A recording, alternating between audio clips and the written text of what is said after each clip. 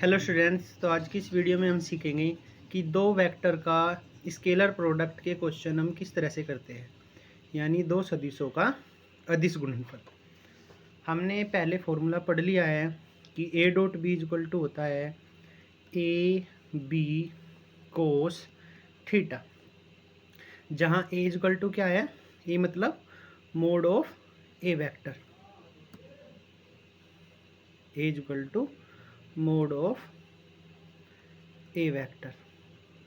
यानी कि जैसे मान लो ए वेक्टर की वैल्यू दी है A X I cap, A Y J cap, A Z K cap, तो mod of A equal to क्या होगा, A X square, A Y square, A Z square.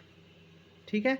इसी तरह से बी वेक्टर क्या होगा, बी वेक्टर का बी इक्वल टू होगा बी वेक्टर का मोड इक्वल टू क्या होगा, B X square plus B Y square plus B Z square. अब हम आ जाते हैं इनके क्वेश्चंस पर।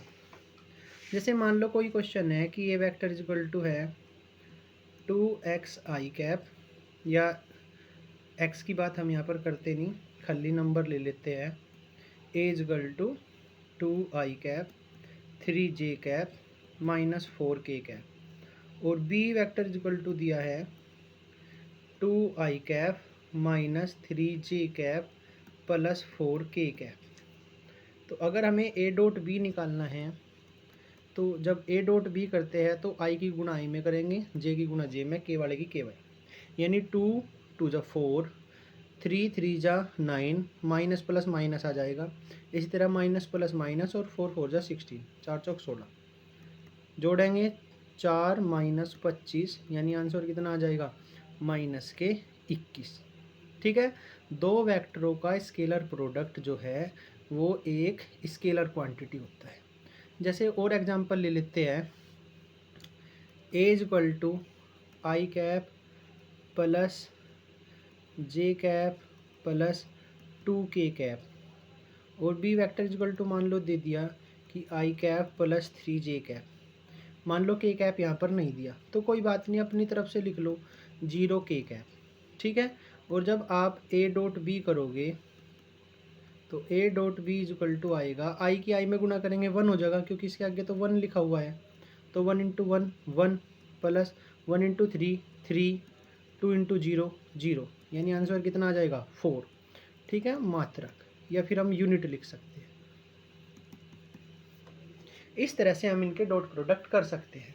अगर मान लो कोई क्वेश्चन इस तरह से है कि A vector equal to 2i cap 3j cap 4k cap, और आपसे कह रहा है कि मोड ऑफ ए की वैल्यू निकालनी है, तो मोड ऑफ ए कैसे निकलेगा, अंडर रूट ये 2 3 और 4, यहाँ बस इनका ही काम है, 2 का स्क्वायर प्लस 3 का स्क्वायर प्लस 4 का स्क्वायर, यानी 2 का स्क्वायर 4, 3 का स्क्वायर 9, 4 का स्क्वायर 16, कितना आएगा टोटल 29, तो अंडर रूट 29।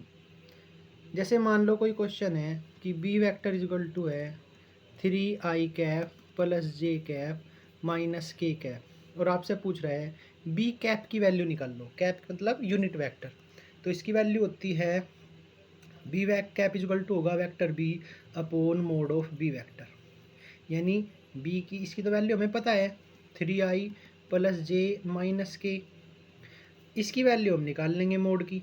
मोड की कैसे निकाल लेंगे, नंबर से जो आगे लिखे हुए हैं, 3 है तो 3 का स्क्वायर, 1 है तो 1 का स्क्वायर, -1 है तो -1 का स्क्वायर, -1 का स्क्वायर +1 हो जाएगा, 9 + 1 + 1, यानी कितना आ गया टोटल अंडर रूट 11। ये वैल्यू अपनी यहाँ पर पुट कर लो, अंडर रूट 11, फिर अलग अलग अपोन में लिख लो, 3/√11 आई कैफ, 1/√11 जे कैफ, -1/√11 के कैफ। तो ये हमारी बी कैप की वैल्यू हो गई।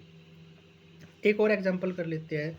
मान लो ए की वैल्यू दी है 3, बी की वैल्यू दी है 6, और A dot B equal to दिया है 3, या A dot B equal to मान लो दिया है मान लो ए डॉट बी की वैल्यू दी है हमें 9 मान लो, और हमसे पूछ रहा है कोस थीटा की वैल्यू क्या होगी या थीटा की वैल्यू क्या होगी। तो हमें फॉर्मूला पता है A dot B is equal to A B cos theta.